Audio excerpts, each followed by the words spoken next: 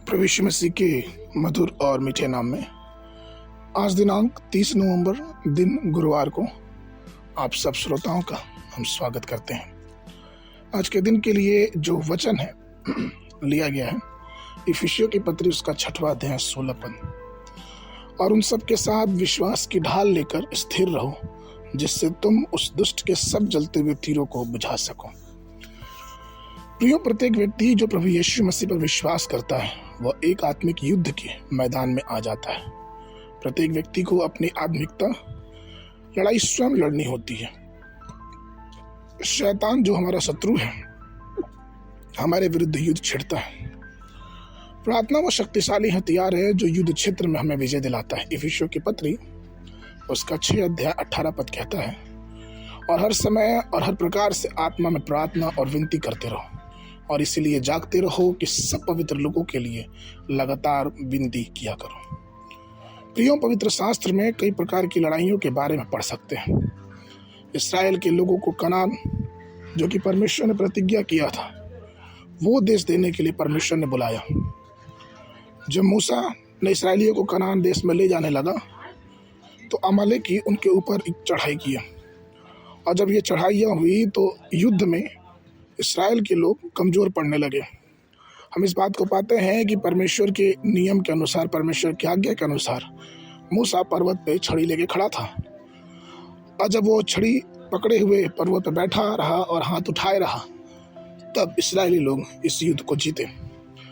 पवित्र शास्त्र निर्गमन 17 के 12 में कहता है, और जब मूसा के हाथ भर गए तब उन्होंने एक पत्थर लेकर मूसा के नीचे रख दिया, और वो उस पर बैठ गया, और हारून और हूर एक एक अलंग में उसके हाथों को संभाले रखे और उसके हाथ सूर्यास्त तक स्थिर रहे। प्रिय, मूसा की उत्कृष्ट प्रार्थना को दर्शाता है। जब हम परमेश्वर से प्रार्थना करते हैं तो परमेश्वर हमें युद्ध के मैदान में विजय देता है। ये घटना पाई जाती है पादरी पॉल यंगीचो के जीवन से, जब उनका बेटा भोजन करते समय उसकी मृत्यु हो गई। असल में उस रेस्टोरेंट में जितने भी लोग उस समय भोजन कर रहे थे सबकी मृत्यु हो गई। जब पॉल यंगीचो को यह खबर मिली, जब अपने घर पहुंचे उनके बच्चे की लाश वहां रखी हुई थी। गवाहियां ये कहती हैं कि पॉल यंगीचो वहीं पे 3-4 घंटे बड़ी शक्तिशाली प्रार्थना की, अर्थात उन्होंने आत्मिक युद्ध लड़ना प्रारंभ कर दिया, और ऐसा हुआ कि परमेश्वर ने उस बच्चे पर दया की और मृत बच्चा जीवित हो गया। यह चमत्कार सिर्फ प्रार्थना के माध्यम से हुआ। परमेश्वर के लोगों, हमें जानना चाहिए कि हमें थकना नहीं है। हमारे शैतान हमारे पीछे पड़ा रहता है, लेकिन हमें प्रार्थना में निरंतर बढ़ते रहना है, क्योंकि युद्ध तो प्रभु का है।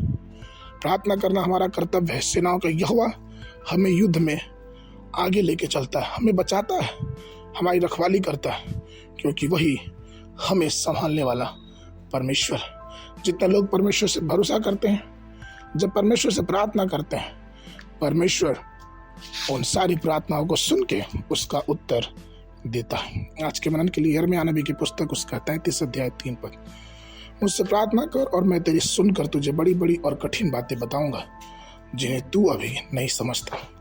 बाइबल अध्ययन के लिए सुबह के समय एचकेएल की पुस्तक उसका 37, 38, 39 अध्याय, शाम के समय 2 पत्रस उसका 2 अध्याय।